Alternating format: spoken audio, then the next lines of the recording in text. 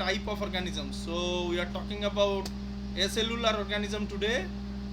These must not be called as organism at all, but these are entities which do not have any specific cell. Okay, so the first and foremost is the prions.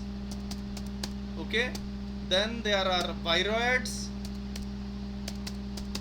Okay, and then finally there are viruses. Okay, so how these viruses and viroids are different, that also we shall see today. Okay, so prions are those kind of organisms or those kind of entities which are made up of only proteins. Okay, there is no nucleic acid, nothing else.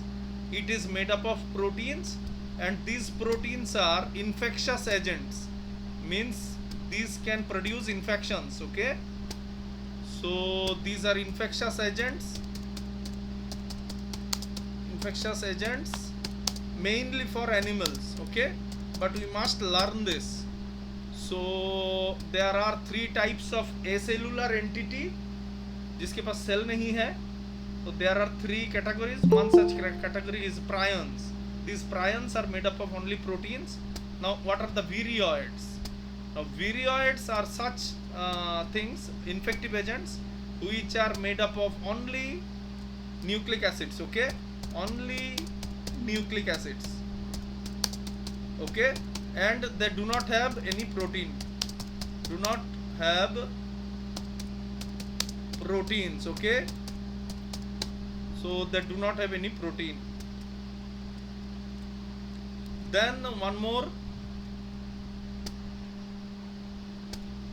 is viruses. Now how these viruses are different from viroids, very important concept for all kinds of exams, whether your public service commission exams or all kind of exams.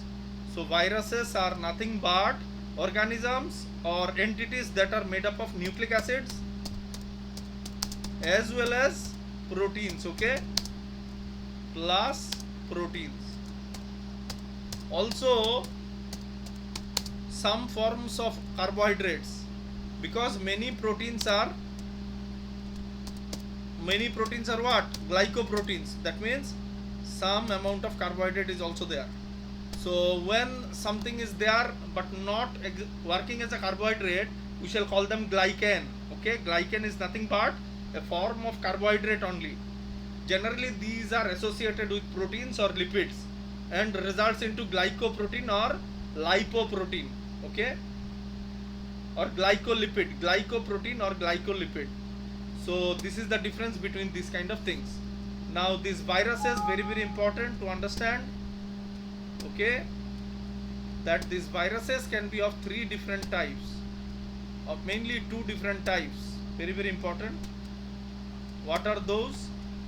There are some viruses which are DNA viruses. Okay, and there are some viruses which are RNA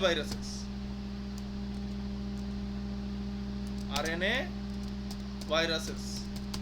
So two kinds of viruses are there, that are DNA viruses and RNA viruses, but the rest of the things are same. For example, they also have proteins. Okay, these also have proteins. Okay, now these proteins are very important for these viruses. Okay, so what happens is, whenever these viruses will replicate, they will try to use these proteins for various other purposes that we will come to know. We shall see later on. हम देखेंगे धीरे धीरे. So but one thing is very important to understand, that viruses will not have DNA as well as RNA all together. एक साथ में DNA और RNA कभी नहीं रहेगा. These will be all independent entities. Okay, now we have some idea about DNA and RNA as well, isn't it? So full forms of DNA and RNA most of us knows, but what is the fundamental difference we must understand. As you can understand that, I must tell, because I have seen people who do not understand this in a proper way.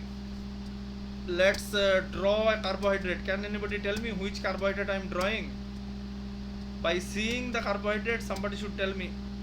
Which carbohydrate I have drawn? Because I am talking about what? I am talking about DNA and RNA. Excuse me, sir. This is one. Sir. Just hold on.